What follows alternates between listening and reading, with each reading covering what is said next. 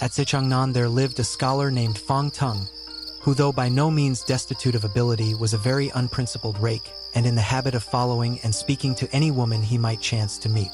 The day before the spring festival of Clear, whether he was strolling about outside the city, when he saw a small carriage with red curtains and an embroidered awning followed by a crowd of waiting maids on horseback, one of whom was exceedingly pretty and riding on a small palfrey.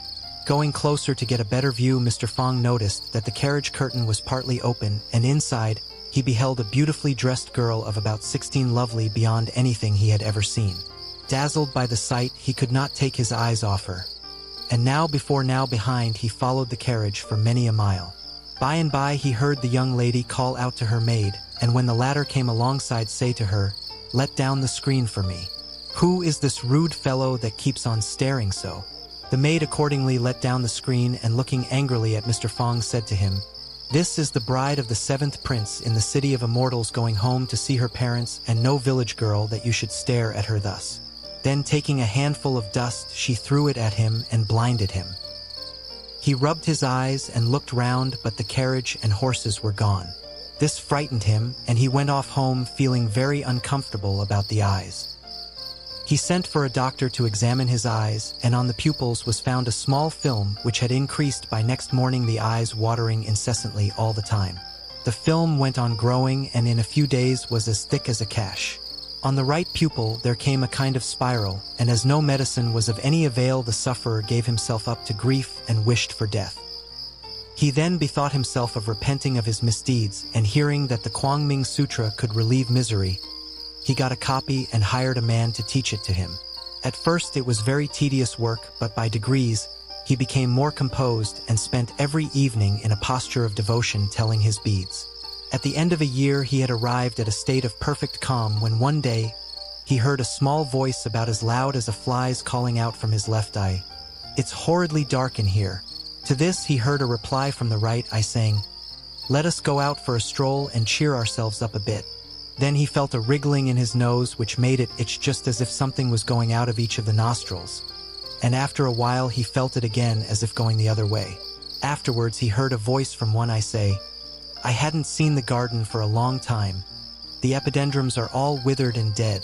Now Mr. Fang was very fond of these epidendrums, of which he had planted a great number and had been accustomed to water them himself. But since the loss of his sight he had never even alluded to them. Hearing however these words, he at once asked his wife why she had let the epidendrums die. She inquired how he knew they were dead, and when he told her, she went out to see and found them actually withered away. They were both very much astonished at this, and his wife proceeded to conceal herself in the room. She then observed 2 tiny people no bigger than a bean come down from her husband's nose and run out of the door, where she lost sight of them. In a little while they came back and flew up to his face like bees or beetles seeking their nests. This went on for some days, until Mr. Fang heard from the left eye, "This roundabout road is not at all convenient. It would be as well for us to make a door." To this the right eye answered, "My wall is too thick. It wouldn't be at all an easy job." "I'll try and open mine," said the left eye, "and then it will do for both of us." Whereupon Mr. Fang felt a pain in his left eye as if something was being split, and in a moment he found he could see the tables and chairs in the room. He was delighted at this, and told his wife, who examined his eye and discovered an opening in the film through which she could see the black pupil shining out beneath the eyeball itself, looking like a cracked peppercorn.